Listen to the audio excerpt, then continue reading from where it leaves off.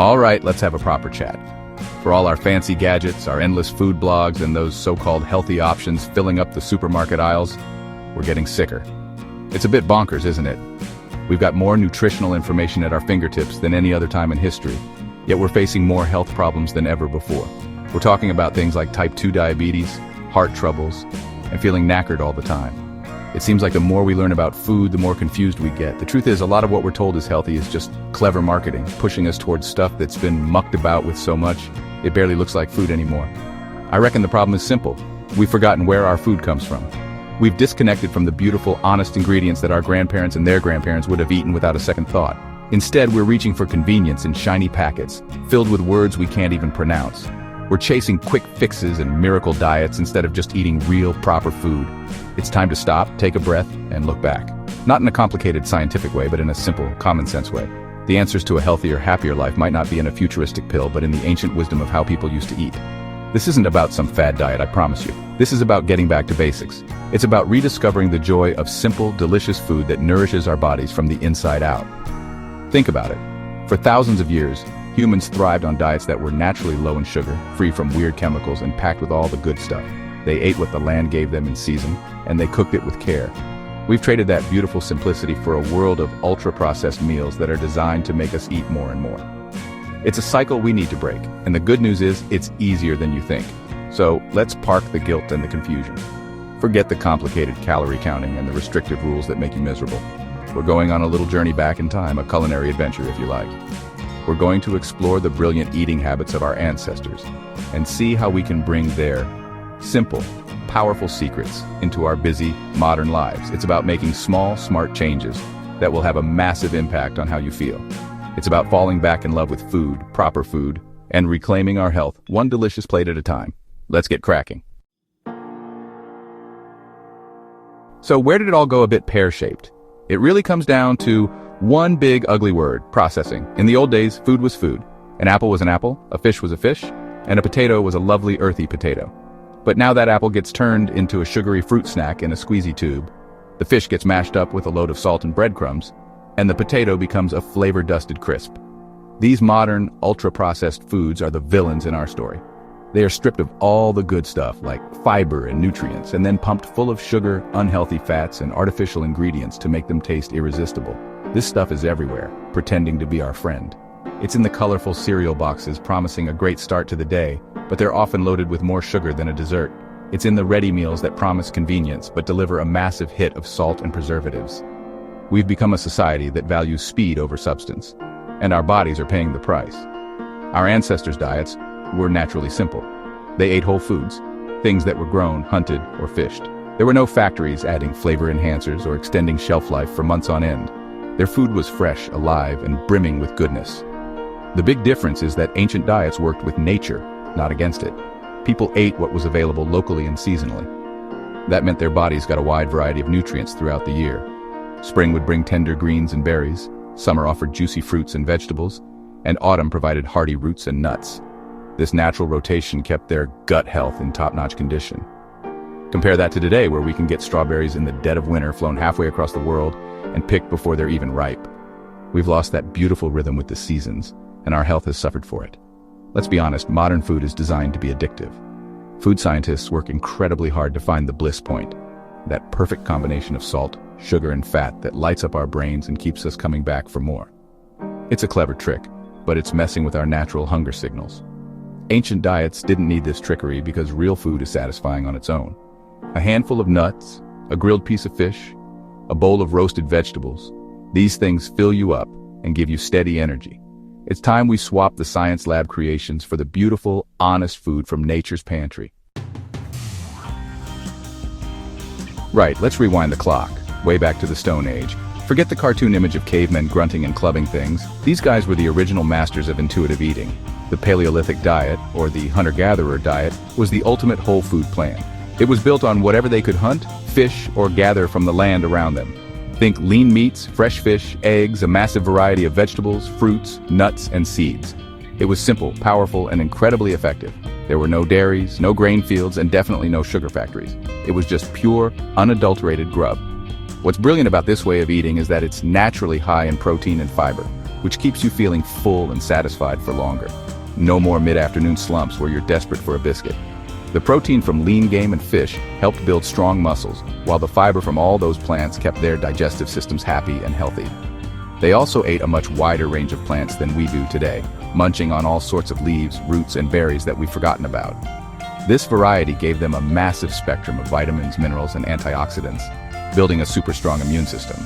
Of course, we're not suggesting you grab a spear and go hunting in the local park, but we can take the core principles of the hunter-gatherer lifestyle and give them a modern twist. The main idea is to focus on whole, unprocessed foods. Fill your shopping basket with quality meat from a good butcher, sustainable fish, and as many different colored vegetables as you can find. Swap out the sugary cereals and white bread for things like a hearty omelet for breakfast or a massive, colorful salad for lunch, topped with some grilled chicken or a handful of walnuts. It's about eating food that is as close to its natural state as possible. The other big lesson from our Stone Age mates is about feasting and fasting. Their food supply wasn't constant. Some days they would have a big successful hunt and feast, and other days they might eat very little. This natural cycle gave their digestive systems a rest, which we now know has loads of health benefits. We can mimic this in a gentle way today. It doesn't mean starving yourself, but just being more mindful of not constantly grazing. Leaving a bit more time between your evening meal and breakfast, for example, can make a real difference. It's about listening to your body's true hunger signals, not just eating out of habit. Now let's fast forward a bit and take a trip to the beautiful Mediterranean. This isn't just a diet, it's a whole way of life. When you think of Mediterranean food, you think of sunshine, family, and absolutely delicious flavors. People in places like Greece, Italy, and Spain have been eating this way for centuries, and they are famous for their longevity and low rates of heart disease. The secret isn't one single superfood, but the amazing combination of simple, fresh ingredients, all working together in perfect harmony. It's about celebrating food, not fearing it, and sharing it with the people you love. What a lovely thought. The heart of the Mediterranean plate is plants. We're talking loads of vegetables of all kinds: tomatoes, aubergines, courgettes, peppers, onions, and leafy greens. Then, you've got beautiful fruits, nuts, seeds, and legumes like chickpeas and lentils. These form the base of almost every meal. Good quality whole grains like barley and whole wheat bread also play a part. The main source of fat is liquid gold, extra virgin olive oil, used generously on everything from salads to roasted veg. It's packed with healthy monounsaturated fats and antioxidants that are brilliant for your heart. It's a world away from the unhealthy processed fats found in so much of our modern food. Fish and seafood are the star proteins, eaten a couple of times a week. Think grilled sardines, baked sea bass, or a lovely seafood stew. These are full of amazing omega-3 fatty acids, which are fantastic for your brain and heart. Chicken, eggs, and dairy like cheese and yogurt are eaten in moderation, while red meat is more of a special occasion treat rather than an everyday staple. This approach is much kinder to our bodies and the planet. It's a simple shift in perspective, making plants the main event and using meat as a flavorful supporting actor. It's a delicious and sustainable way to eat. But the real magic of the Mediterranean lifestyle goes beyond the food. It's about how they eat. Meals are slow, sociable affairs. They're a time to connect with family and friends, to talk, to laugh, and to properly savor the food in front of you. There's no scoffing a sandwich at your desk or eating in front of the telly. This mindful approach to eating helps with digestion and allows your brain to register when you're full, so you're less likely to overeat. Add in a bit of daily movement, like a walk after dinner, and you have a beautiful, holistic recipe for a long and healthy life. Let's journey east now and have a look at the incredible wisdom of traditional Asian diets, particularly in places like Japan and China. For thousands of years, their food philosophies have been built around the ideas of balance, harmony, and treating food as medicine. It's not just about filling your belly, it's about creating a meal that nourishes your body and spirit. This ancient approach focuses on creating equilibrium, often using principles like yin and yang, where cooling and warming foods are balanced to support overall wellness. It's a truly thoughtful and beautiful way to look at what you put on your plate every single day. A traditional Asian plate is a work of art, full of color, texture, and variety. The foundation is often a small portion of rice or noodles, but the real stars are the vegetables.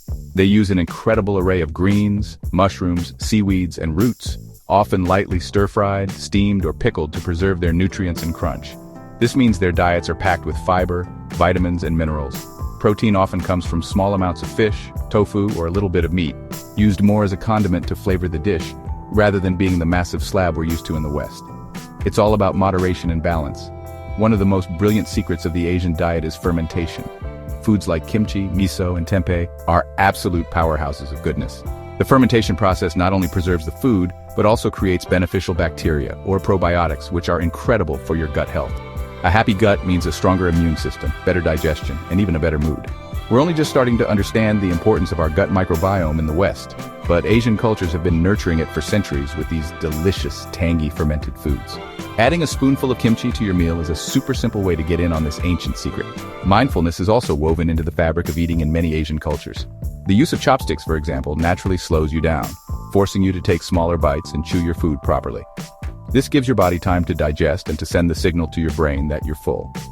They also have a wonderful philosophy of hara-hachi-bu, particularly in Okinawa, which means eating until you are 80% full. This simple practice prevents overeating and puts less stress on your digestive system. It's a gentle reminder to listen to your body's wisdom, a skill we've sadly lost in our Russian gobble culture. Bringing these ancient ideas into your kitchen doesn't mean you need to build a fire pit in your garden. Phew! It's all about rediscovering some simple, old-school cooking techniques that are not only easy, but also make your food taste incredible and boost its nutritional value. Let's start with slow cooking. Chucking some lovely root vegetables, a cheaper cut of meat like beef shin or lamb shoulder, and some herbs and stock into a pot and letting it bubble away for a few hours is pure magic. It breaks down the meat until it's unbelievably tender and allows all the flavors to get to know each other. It's minimum effort for maximum flavor and goodness. Next up, let's talk about steaming. This is a brilliant Asian-inspired technique that we should all be doing more of. Steaming is so gentle on your ingredients, especially delicate vegetables like broccoli, asparagus, and green beans, as well as fish. It cooks them quickly while locking in their bright color, crisp texture, and most importantly, their precious vitamins and minerals that can get lost when you boil them. You don't need a fancy steamer. A simple metal or bamboo one that sits over a pan of simmering water is all you need. It's a super healthy, super fast way to cook. And we have to talk more about fermentation, my new obsession. It might sound a bit scary and scientific, but it's honestly one of the easiest and most rewarding things you can do. You can start with something really simple, like making your own sauerkraut by just massaging salt into shredded cabbage and packing it into a jar.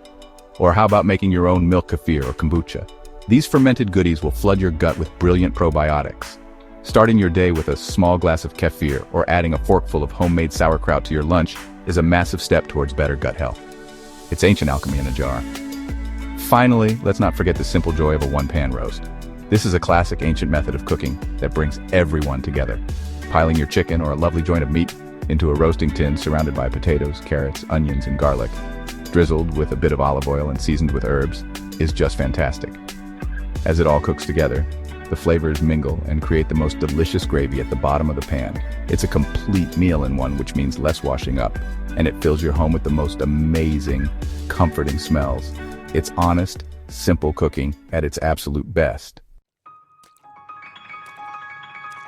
Right, getting started on this journey is all about making small, clever swaps. It's not about banning things or making yourself miserable. It's about upgrading your choices one step at a time to pack more goodness into every bite. Let's begin with breakfast, the meal that sets you up for the day. Instead of that sugary cereal or a slice of white toast with jam, why not try a bowl of lovely porridge made with whole oats? Top it with some berries, a sprinkle of seeds, and a drizzle of honey. Or whip up a quick 2-egg omelet with some spinach and mushrooms. You'll be amazed at how much longer you feel full and energized. Now for lunch and dinner. A really simple swap is to switch out your refined grains for their whole grain cousins. So, instead of white pasta, rice, or bread, go for the whole wheat, brown, or wholemeal versions. They're packed with fiber, which is brilliant for your digestion and helps to keep your blood sugar stable. Another fantastic trick is to bulk out your meals with more veg and legumes. If you're making a bolognese, for example, use a little less mince and add in a tin of lentils and some finely chopped carrots and celery. It'll be just as delicious, cheaper, and so much better for you. Let's tackle those pesky snacks and drinks. When that 3 p.m. slump hits, instead of reaching for a packet of crisps or a chocolate bar, have a handful of unsalted nuts, an apple with a spoonful of peanut butter, or a pot of natural yogurt. These will give you steady energy, not a quick sugar rush followed by a crash. And what about drinks? Fizzy pop and sugary squashes are just empty calories. The best swap is the simplest one, water. Make it more exciting by adding a slice of lemon, some mint leaves, or a few cucumber ribbons. Or brew a lovely herbal tea. You'll feel more hydrated and clear-headed. Finally, think about your cooking fats. It's time to ditch the processed vegetable oils and margarines that are often full of unhealthy trans fats.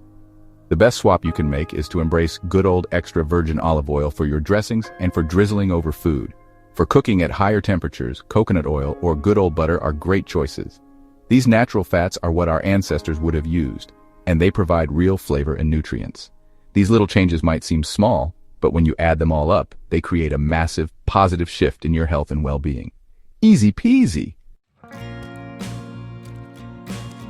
This is where the fun really begins, because this isn't a one-size-fits-all diet.